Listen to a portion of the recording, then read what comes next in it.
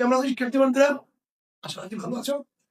তো পূর্বের ন্যায় কথা না বাড়িয়ে আমরা চলে আসবো ফিউচারের দ্বিতীয়টা ভয়েস করার জন্য।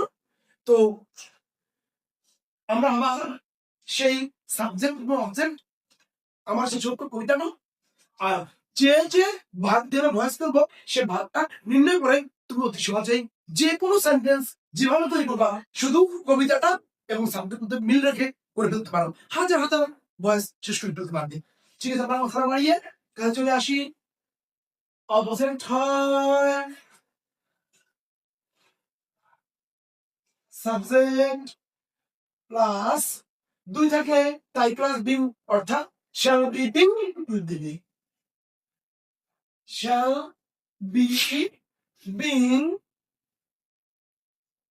অফলি উইল বি, অর্থাৎ দুই থাকবে তাই প্লাস বিং। দ্বিতীয় ফর্মে শ্যাল বা শ্যাল উইল বি থাকবে, তার সাথে বিং এসে যোগ হবে প্লাস ভার্বের ফার্স্ট পার্টিসিপল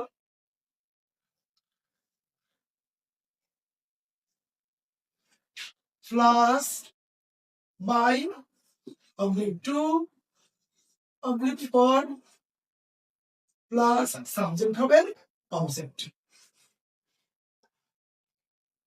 সাবজেক্ট হয় অবজেক্ট।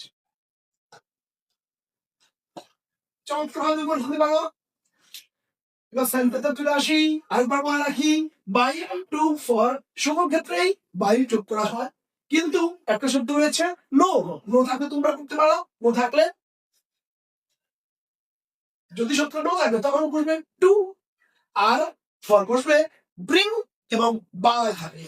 এই তিনটে শব্দ মনে রাখবা। একটা হলো নো, নো থাকলে টু বসবে, আর দু শব্দ বাই অথবা ব্রিং এই শব্দ থাকবে বসবে ফর, আর সকল ক্ষেত্রে তোমরা বাই বলে করতে পারো। এবার চলে আসি প্রথম example. I shall be eating rice. Second example হলো, এবার যদি আমরা ইউ দিয়ে তৈরি করি, ইউ উইল বি, ভার্ব নিয়ে সি নিয়ে এবার see, see I N G, see in এ বার। থার্ড সেন্টেন্স যদি আমরা দে দিয়ে নিই, দে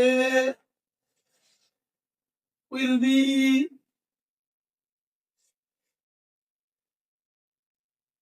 playing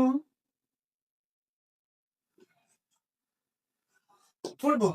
তিনটে বাক্য নিলাম। এই তিনটে বাক্যের মধ্যে প্রথমটা I shall be eating rice, অবজেক্টে আছে রাইস, রাইস চলে আসে সাবজেক্টে, তাহলে রাইস দুই থাকবে তাই প্লাস বিং।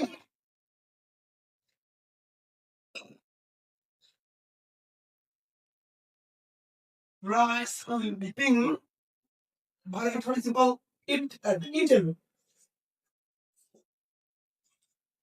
অবজেক্টের আগে বাই, সাবজেক্ট হয় অবজেক্টে, আই অবজেক্ট মি। এরপর পরের বাক্যে এবার এবার একটি মাত্র will be being verb participle C,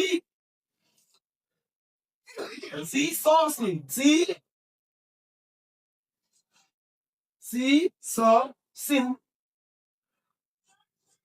scene অবজেক্টের পূর্বে বসবে by, seen by your object, you থাকলে বসে যায়, কারণ বলাই হয়েছে ইউ থাকলে বসে যায়, তাহলে অবজেক্ট হয় subject plus will be being বা ভার্বের first participle see saw seen by you বসে যায়।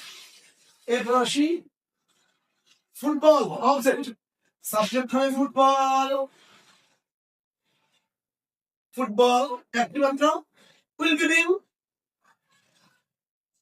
will be, will be being, ভাগ হলো play, a play,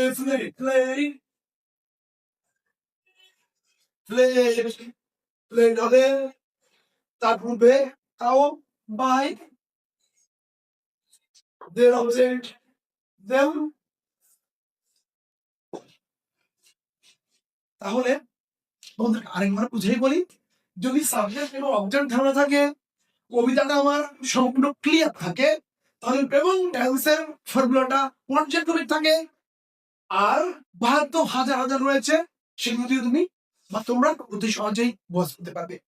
তাহলে এই ফর্মুলাগুলো দিয়ে তোমরা তোমাদের মতো করে আরো সেন্টেন্স তৈরি করে ভয়েস পারার মতো চেষ্টা করো, কৌশল অবলম্বন করো, অতি সহজে পারবে। ঠিক আছে, আপনি বিজ্ঞপ্তই সবাই ভালো থেকো, সুস্থ থেকো।